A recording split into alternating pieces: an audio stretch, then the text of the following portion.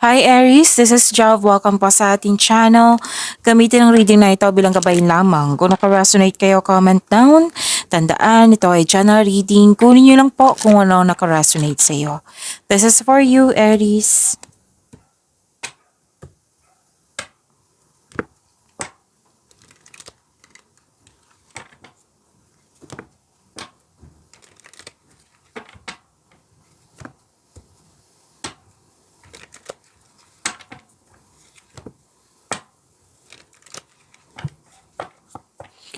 Para po ito sa iyo, Aries.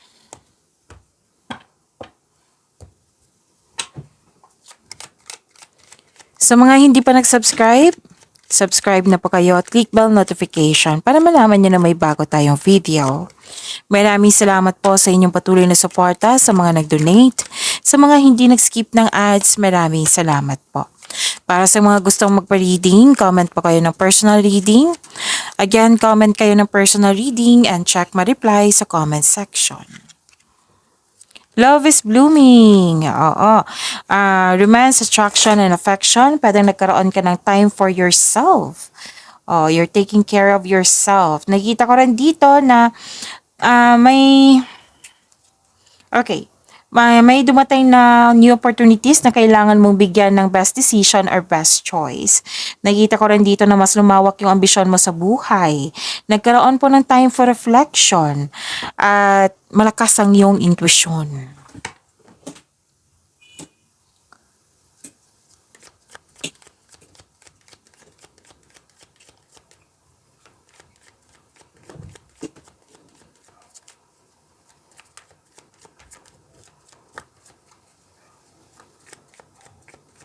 Energy po ni Aries.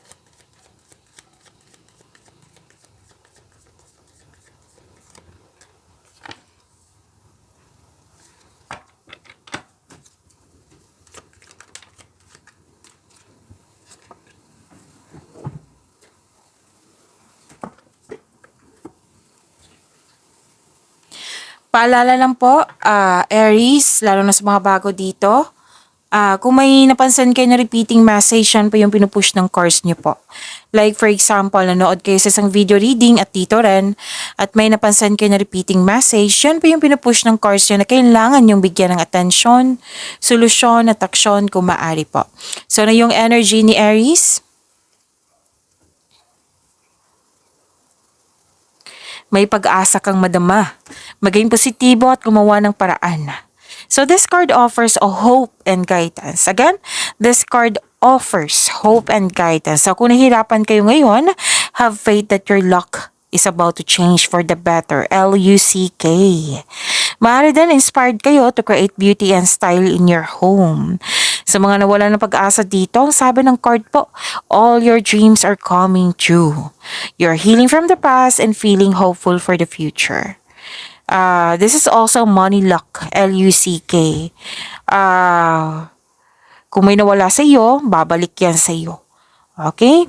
You may be guided to begin a new business po, or may magagamit kang hidden talent na makakreate ng new opportunity, or pwede din yung hidden talent mo na magagamit mo as dagdag income.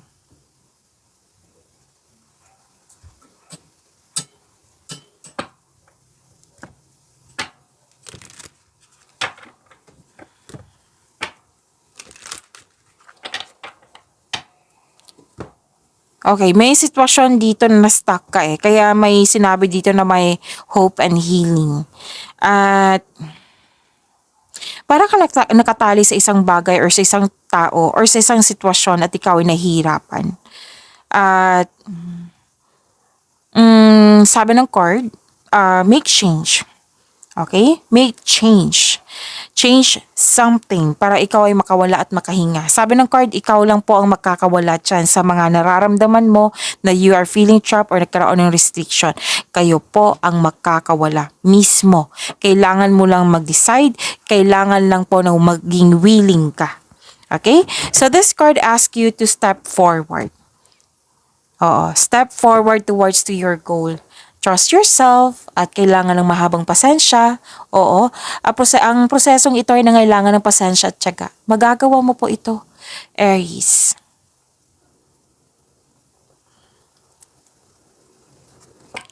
So kung nahihirapan kayo, is isuko mo lahat yung worries mo kay God. So strength is found in resilience. So ito din, hope and resilience. Okay?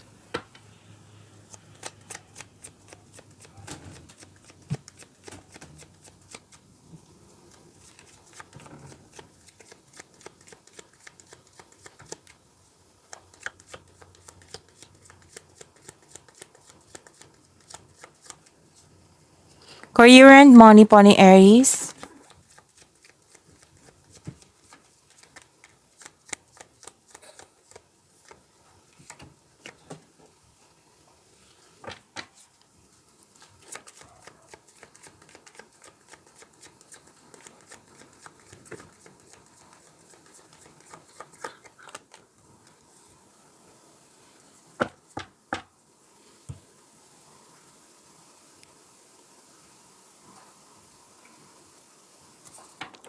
Wow, granted yung manifestation mo. May solid beginnings po dito. May parating na masaganang panimula sa workplace mo or sa negosyo mo. Mag-ingat kayo sa paggawa ng plano para magtagumpay ito. Dalawang card na mismo nagsabi dito na may dinedevelop ka dyan na skills or hobbies para makadagdag income. So you are very focused, tutok na tutok kayo ngayon sa inyong trabaho. You are putting effort without rushing. Actually, may mabuting balita kayong marireceive. Pwedeng job application to, any kind of application, matatanggap po. Okay, ang ilan sa inyo kakasimula lang sa paggawa ng proyekto, sa pasok sa trabaho, sa kumpanya, sa negosyo. Oo. So sabi ng card, patuloy mo lang pagsisikap, tutukan mo ito kasi magkakaroon po ng self and financial growth. Okay, maging bukas din kayo sa mga advice ng mga mentor, wiser, elders, parents, sa pinasukan mong karera.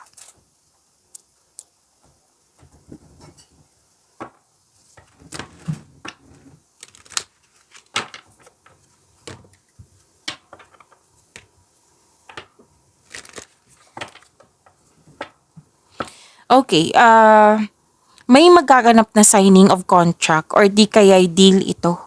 Deal, pagkakasundo. May magaganap na challenges sa work pero huwag kayong mag-alala kasi positive outcome naman yung nakikita ko dito. Positive outcome po. May job interview or any kind of negotiation, magiging successful po ito. Sa financial man, mabalanse mo ng kaperahan at mas may i-improve pa ito. Kung may legal matters po, oo, kung meron legal matters, legal concern, mananalo po kayo, mare-resolve na po ito. Okay, nasabi ko na kanina, di ba, na may signing of contract. So this card advise you to stay true to yourself and act with integrity. Have faith na ng balance sa sitwasyon are now working out in your favor. Kumbaga, paboro sa iyo.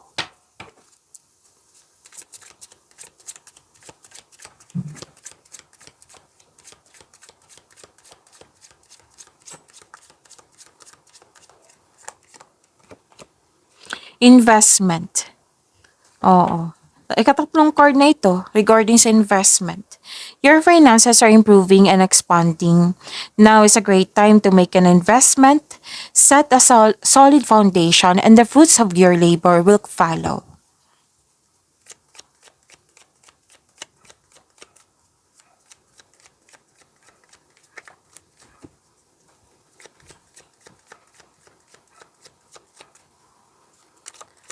Love life, self-love, partnership, and romance ni Aries po.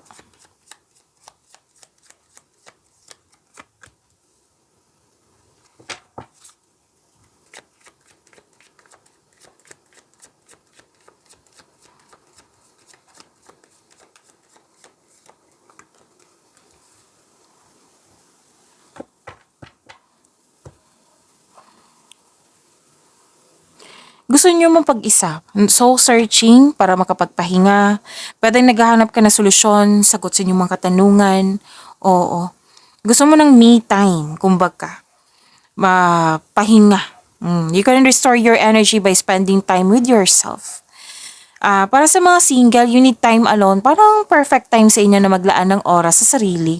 Kumbaga, ayaw nyo munang makipagrelasyon.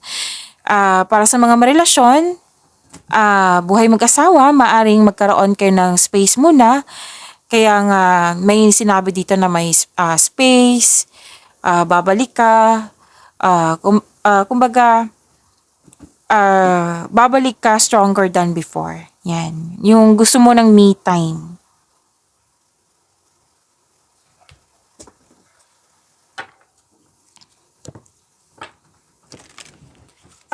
Oh, may bagong maliligaw kahit ayaw nyo sa mga single dyan.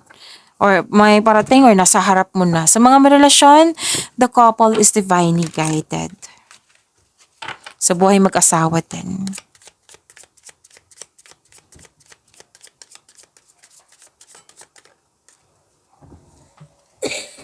Attraction. You are attracting the right person at the right time into your life. Pag-imanin niyo po yung blessings sa binigay sa inyo, Aries. See you tomorrow. Maraming salamat po.